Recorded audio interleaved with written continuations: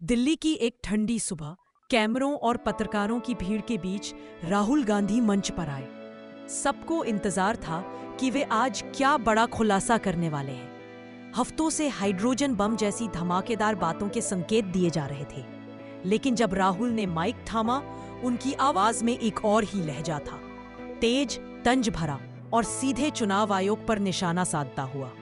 उन्होंने कहा, कर्नाटक में वोट डिलीट हुए, महाराष्ट्र में वोट जोड़े गए।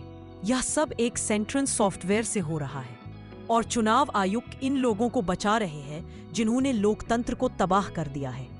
राहुल ने अपने पास मौजूद दस्तावेजों को ब्लैक एंड व्हाइट सबूत बताया। उनके समर्थक तालियां बजाते रहे, लेकिन पार्टी के भीतर कई लोग असमंजस में थे। कई कांग्रेस नेता मानते हैं कि राहुल सही रास्ते पर है। उनका हालिया वोटर अधिकार यात्रा बिहार में काफी चर्चित रही और वहां युवाओं से जुड़ाव भी बना, लेकिन कुछ वरिष्ठ नेता फिक्रमंद है कि यह लगातार वोट चोरी का शोर कहीं पूरे लोकतंत्र की साख पर सवाल न खड़ा कर दे। प्रेस कॉन्फ्रेंस में जब राहुल से पूछा गया कि क्या वे कोर्ट जाएंगे, उन्होंने जवाब टाल दिया। पार्टी के पास भी कोई ठोस मांग सामने नहीं आई। सीनियर नेता अभिषेक मनु सिंघवी ने राहुल का बचाव किया। बीजेपी चाहती है कि हम कोर्ट जाएं और फिर कहें कि मामला अदालत में है। हमारी जिम्मेदारी है इस मुद्दे को जनता के सामने लाना। चुनाव आयोग और सरकार को सफाई देनी चाहिए, लेकिन वे चुप हैं। हालांकि पार्टी के भीतर कुछ लोग सोच रहे हैं कि क्या वोट चोरी को ही कांग्रेस का मुख्य नारा बनाया जाए। बिहार में राहुल पहले बेरोजगारी, पलायन और पेपर लीक जैसे मुद्दों पर जनता से जुड़ रहे थे।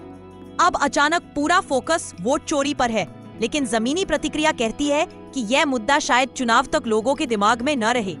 दूसरी ओर प्रशांत किशोर युवाओं को नौकरियों और शिक्षा के मुद्दे पर लामबंद कर रहे हैं और उनका अभियान ज्यादा असरदार दिख रहा है।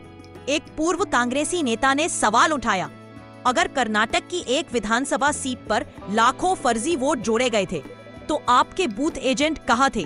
क्या आपकी संगठनात्मक ताकत इतनी कमजोर हो चुकी? फिर भी राहुल इस मुद्दे को लेकर आगे बढ़ रहे हैं। पार्टी के भीतर कई लोग मानते हैं कि इस बार उनका हमला पिछले अभियानों से अलग है। चाहे वह 2019 का चौकीदार चोर है नारा रहा हो, या अडानी मोदी का रिश्ता, या जाति जनगणना, उन सब में पार्टी बनती हुई थी।